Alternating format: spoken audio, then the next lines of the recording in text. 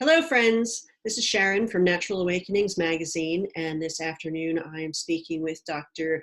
Neda Gioia of Integrative Vision, and Neda's going to walk us through what they're doing right now to help protect patients and what is the plan going forward about seeing essential cases versus non-essential cases, helping the non-essential cases via video like we're doing today, and also the tips on how we can protect our eyes and stay safe from the virus from her perspective. So Dr. Neda, thank you so much for joining us today, and please take it away.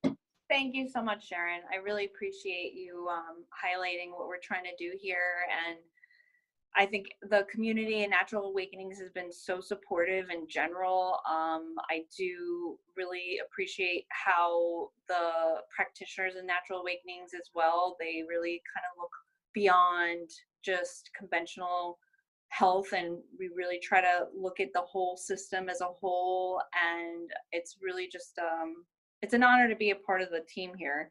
On an individual type of scenario here, we are really trying our best to go above and beyond recommendations. The biggest is the first rule that we started was we're only taking on one person at a time encounters so that we can really fully function as a cleaning system of knowing the pattern of that patient or that person that comes in, and knowing where that person is cleaning those specific areas with the CDC standard disinfection rules, and really trying to keep everything systematic, because we feel like that's the only way up to this point we feel comfortable, and we want our patients to feel comfortable, knowing that we're doing everything in the guidelines possible and above and beyond what's necessary to keep them safe.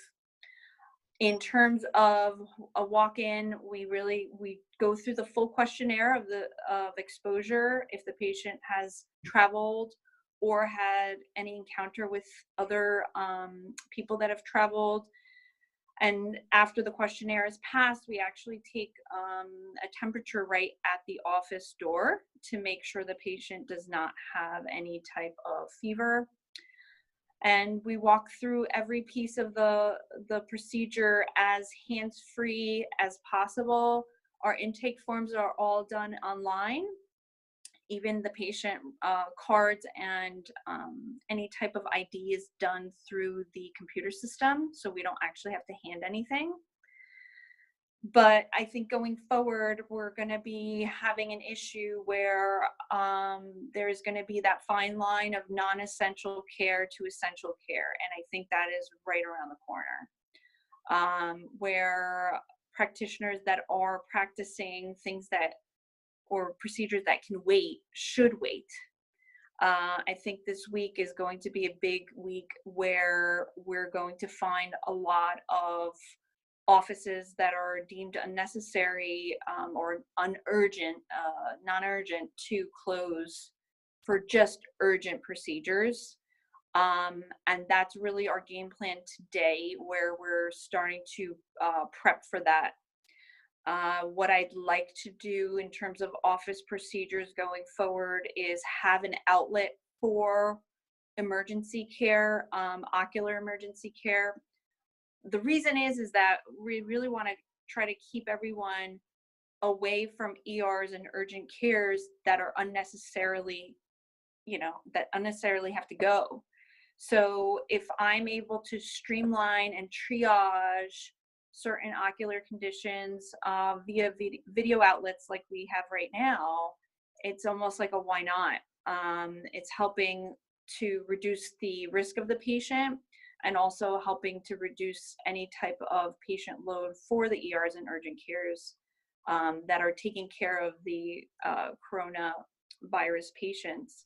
So what I'm implementing soon is basically a version of what we're doing now and it's a telemedicine type of triaging. And I hope that patients don't feel that when their offices start to close, which might be happening soon, that they don't have any outlets to ask questions. And I hope that we can give them some comfort that we are here for them, and we will still be here for those more advanced cases on a physical scale as well.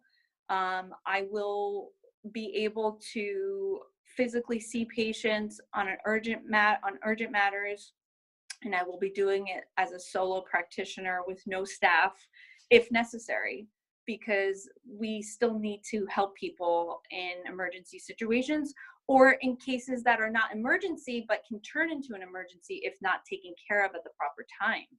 So that's another thing. It's like you can let things go, but some things you can't let go for a certain amount of time, and it does become an emergency. One big tip that I have for patients right now to avoid more issues, or just avoid any ocular issues, is to try to reduce their amount of contact lens use. It was actually recommended by the American Optometric Association, where, you know, if you don't need to use your contacts right now, it's one less thing to touch is your eyes, right? And not just because that you're fearful of the virus, but also there's other conditions that can increase risk with contact lens use, like allergy exacerbations, even dry eye, issues with corneal ulcers, which are emergency issues that have to be treated. You really lessen your risk of those conditions by not wearing your contacts at this time, especially if we're going to do a certain amount of pause, I call it, of non-urgent health providers. It would be nice to know that patients reduce their risk of needing that type of care. That would be my one recommendation. Then another thing is, with triaging over the phone or video, which would be what outlet I would use, I think the biggest thing is knowing the patient's history.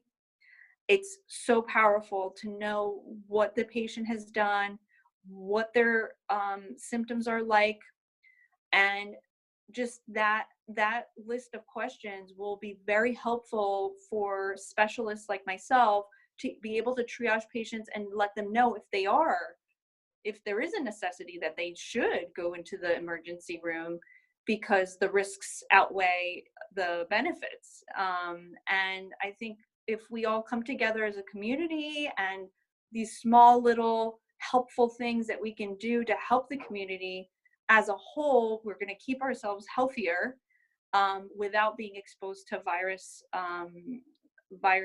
contamination potential.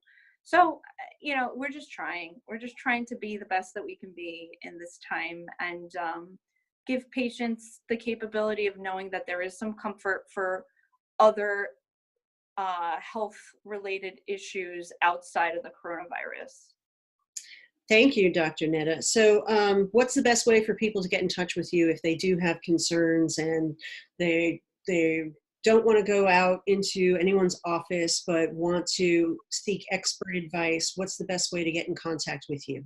It's a great question. And actually today, the nice thing is our office is pretty high tech, which I'm really happy about that. We have a HIPAA compliant email system. We also, our digital voice phone system has now been officially transferred to my cell. So I'm able to take direct phone calls from the office onto my cell phone. So I can give you all the outlets of our office phone as well as our email system. And based on the needs, we will address them hopefully sooner than later. And if we have to do it remotely, we will. And if we need to come into the office for certain emergency reasons, we will, or I will. So our phone number is 732-389-2792. And our email is info@integrativevision.com, INTEGRATIVE vision, VISION.com. So those are the best two ways. Awesome. Well, I really appreciate you taking the time to speak with us today.